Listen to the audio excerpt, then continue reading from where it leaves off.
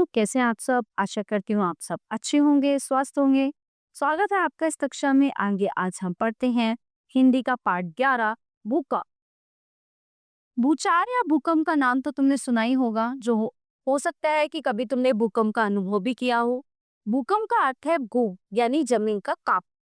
भूकंप आने पर धरती हिलने लगती है, जमीन फट जाती है और उसमें बड़ी बड़ी दरारें पड़ जाती हैं। लेकिन इतनी भारी भरकम और विशाल धरती के हिलने का कारण है क्या? करोड़ों वर्ष पहले धरती भी सूर्य की तरह आग का एक दहकता हुआ विशाल गोला थी।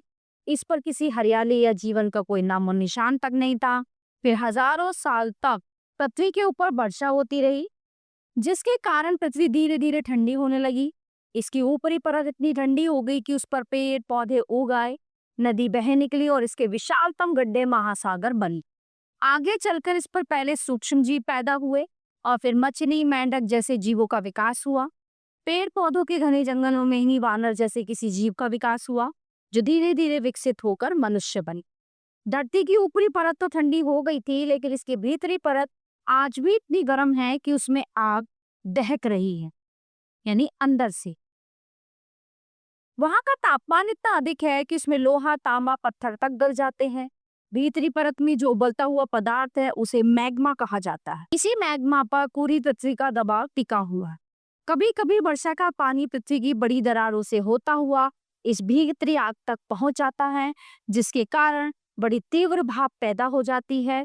और इस भाप में इतनी शक्ति होती है, ये तेजी से बाहर आने की कोशिश करती है कि धरती की मोटी परतों को फाड़कर बाहर आने का प्रयत्न करती है, तो पृथ्वी हिलने लगती है। इसे ही भूचाल या भूकंप कहते हैं। भूकंप एक बहुत भयंकर और विनाशकारी घटना है। कई बार तो ये इतना तीव्र होता है कि पूरे के पूरे शहर धरती में समा जाते हैं, नदियों तक का रास्ता बदल जाता है और पहाड़ों की जगह झील तक बन जाती है। भूकंप से पहाड़ तक हिल जाते हैं। पहाड़ों के नीचे और धरती के भीतर एक पिघला हुआ पदार्थ बहता रहता है, जिसे लावा कहते हैं।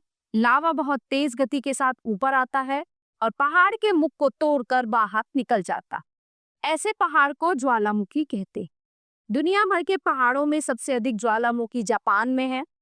इन पहाड़ों से हमेशा ही लावा नहीं बहता, कुछ पहाड़ शांत भी हो जाते हैं।